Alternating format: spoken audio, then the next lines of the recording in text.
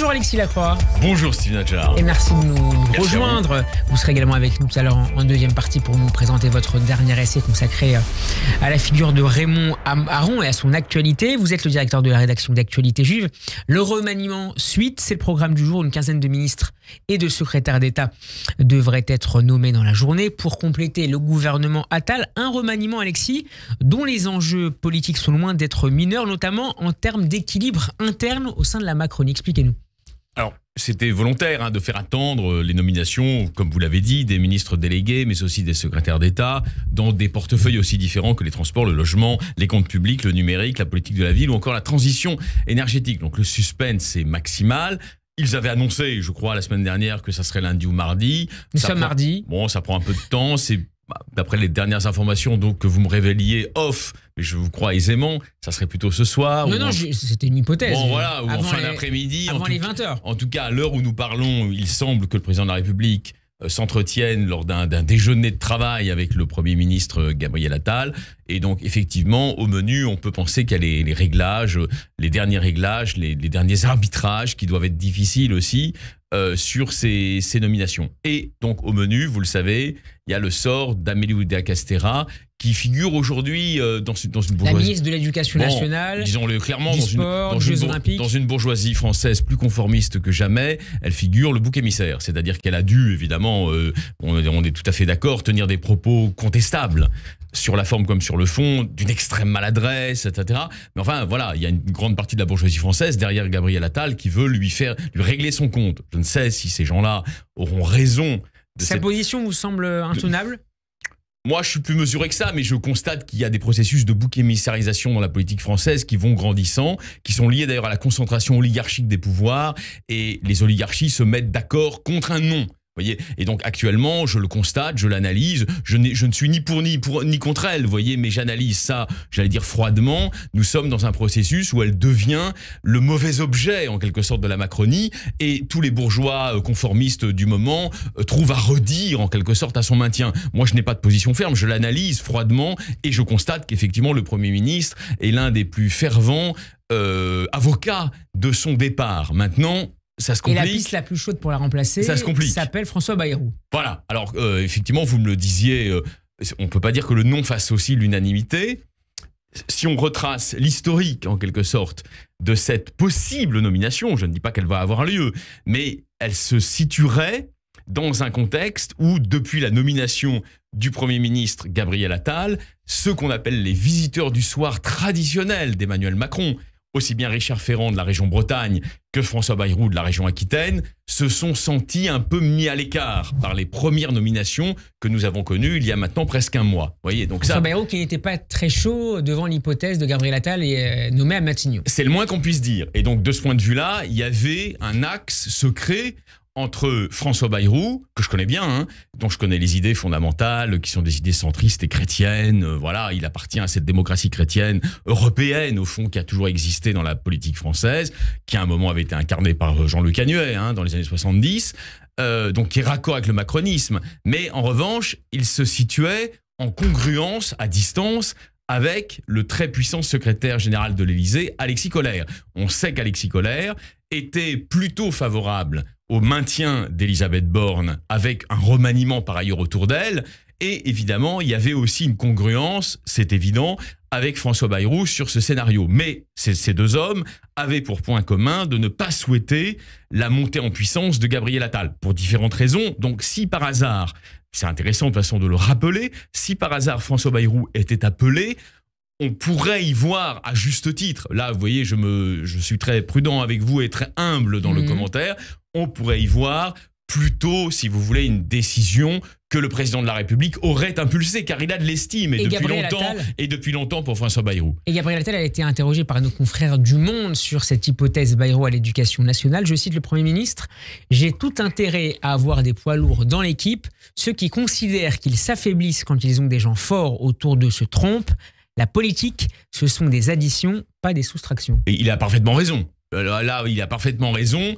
La logique qui a été celle de la 5e depuis quelques années, on va dire depuis les années Sarkozy, qui est de prendre des premiers ministres collaborateurs est une logique malthusienne en termes de talent, parce que ça aboutit le plus souvent à avoir un Premier ministre sous l'influence directe du président, c'est-à-dire sans véritable marge de manœuvre personnelle, et qui se venge, entre guillemets, en acceptant dans son gouvernement que des gens qu'il tient, c'est-à-dire des gens qu'il considère à tort ou à raison, mais comme des collaborateurs faciles à influencer, voire à manipuler. Donc effectivement, cette logique-là, il a raison de la dénoncer, elle n'est pas saine, elle n'est pas émulatrice en termes de talent. Maintenant, je ne sais pas si vous voulez, c'est très difficile de se glisser dans la tête d'un responsable public quand on n'a pas d'informations sérieuses. Je ne sais pas s'il est totalement de son intérêt, ayant déjà, comme tous les commentateurs le disent, et je crois que c'est vrai, à gérer les rivalités personnelles qui existent, et puis aussi de ligne, avec Bruno Le Maire ou avec Gérald Darmanin,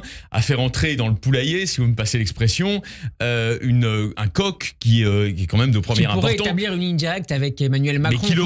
Mais qui l'aurait de facto. Car en politique, c'est une chose. Les titres sont une chose, comme d'ailleurs dans d'autres domaines de l'existence publique. Les titres sont une chose, les proximités réelles en sont une autre. Vous voyez ? Et vous pouvez, de la même manière, vous pouvez avoir dans un journal quelqu'un qui est chroniqueur, mais qui est extrêmement proche de l'actionnaire et qui, de ce fait, aura beaucoup plus d'influence que celui qui est le patron en titre du journal. Vous voyez, ça existe partout, ça. Et donc, effectivement, dans cette reconfiguration légère de l'entourage immédiat du Premier ministre, tous ces aspects-là entrent en ligne de compte. Maintenant, François Bayrou, je le connais assez bien depuis longtemps, c'est un homme qui est capable de composer aussi avec un entourage qu'il n'a pas entièrement choisi. Et on peut imaginer, vous voyez, il ne faut pas non plus être dans la paranoïa absolue, on peut très bien imaginer que Gabriel Attal, tout à son désir d'évincer Amélie Oudéa-Castéra, dont il considère que les premiers pas ont été un désastre, compose avec François Bayrou en se disant, après tout, c'est pas mal d'avoir aussi un homme d'expérience, qui a su d'ailleurs, quand il était ministre de l'Éducation nationale, faire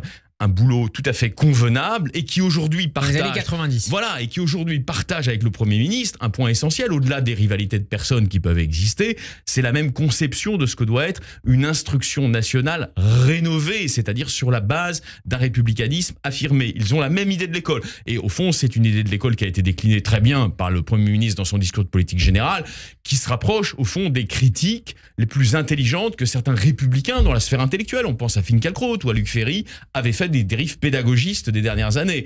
Ils sont d'accord là-dessus. Alexis, François Bayrou pousse sur le plan purement politique en faveur de l'entrée dans le gouvernement de ministre ou de secrétaire d'État issu du MoDem, de son parti.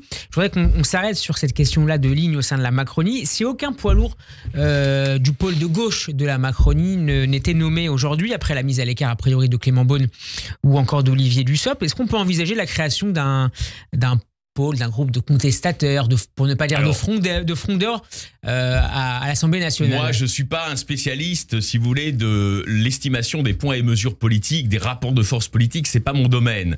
Mais je sais en revanche que parmi certains hiérarques du Parti socialiste, on spécule déjà sur, de leur point de vue, une aggravation de la dérive vers le centre-droit, voire vers la droite, du centre de gravité de ce gouvernement. Que confirmerait la nomination de François Bayrou? Non.